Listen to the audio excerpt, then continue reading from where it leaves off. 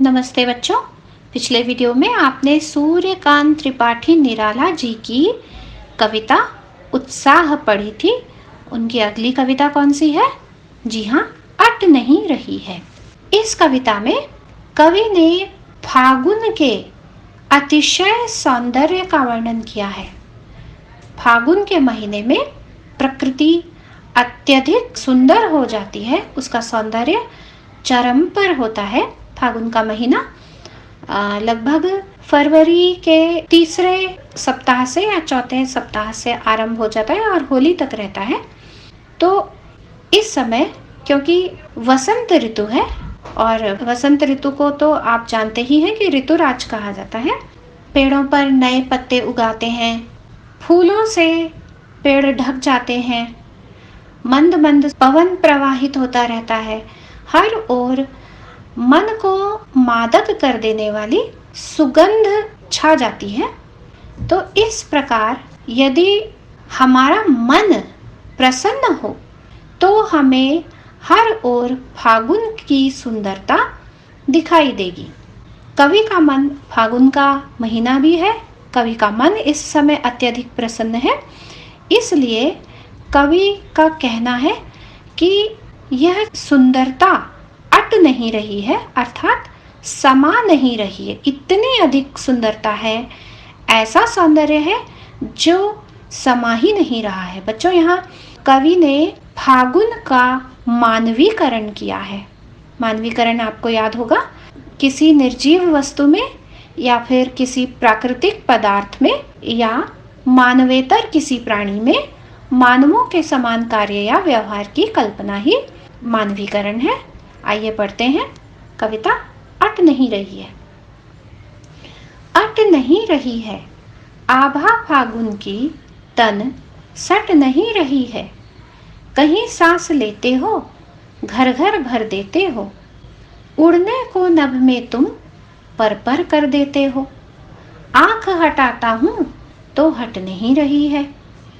पत्तों से लदी डाल, कहीं हरी कहीं लाल। कहीं पड़ी है उर में मंद गंध पुष्पमाल। पाट पाट शोभाश्री पट नहीं रही है। शब्दार्थ: अट अर्थात समाना, आभा चमक, कांति, यहाँ शोभा भी कह सकते हैं कविता के अनुकूल, नभ आकाश, पुष्पमाल पुष्पों की माला, पाट पाट स्थान स्थान पर जगह जगह पर, शोभाश्री अत्यधिक सुंदरता। इसका भावार्थ समझने का प्रयास करते हैं।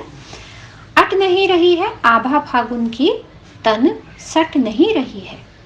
कवि कहता है कि फागुन का महीना है और स्वयं इस माह ने जैसे शरीर धारण कर लिया है और प्रकृति इस समय इतनी सुंदर प्रतीत हो रही है कि कहीं भी यह सौंदर्य समा ही नहीं रहा है।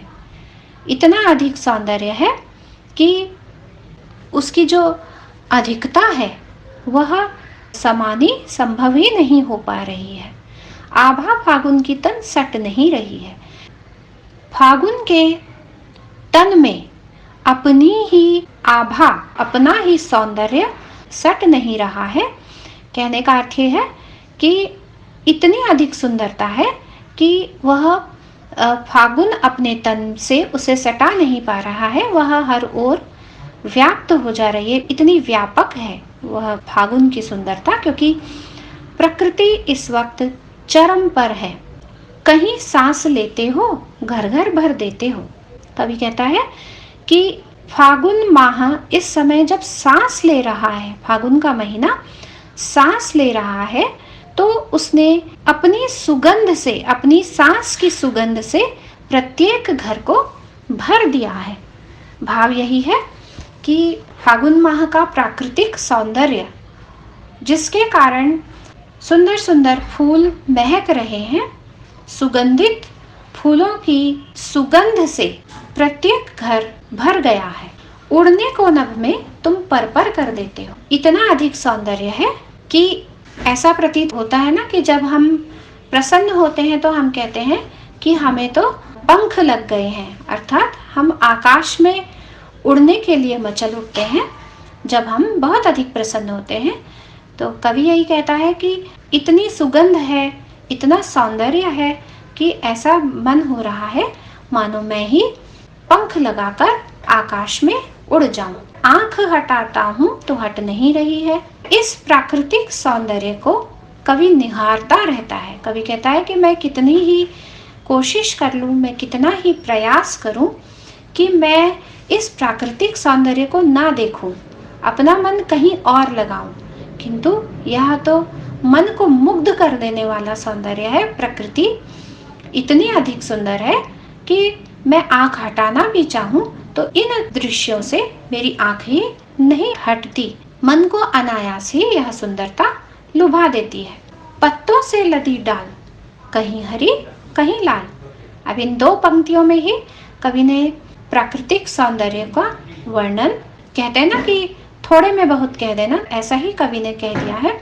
सारे पेड़ों की, सारे वृक्षों की जो डालियां हैं वे पत्तों से लद गई हैं। कहीं हरियाली ही हरियाली है और कहीं शाखाओं पर लाल लाल फूल खिले हैं। कहीं पड़ी है उर में मंद गंध पुष्पमाल। उर का अर्थ होता है हृदय। तो कवि कहता है कि जब वृक्षों पर जो फूल उग आए हैं वे ऐसे प्रतीत होते हैं मानो पेड़ों ने, वृक्षों ने अपने हृदय पर पुष्पमालाएं धारण कर ली हैं, जो कि उनके हृदय तक लटक आई हैं, और वे उनमें से जो सुगंध है वह कैसी है? भीनी भीनी, मंद, अर्थात जब बहुत तेज खुशबू किसी, जैसे कि किसी ने कभी परफ्यूम लगाया हो और उसमें से बहुत तेज खुशबू आए, बहुत तेज सुगंध आए, तो वह हमें सहन नहीं होती।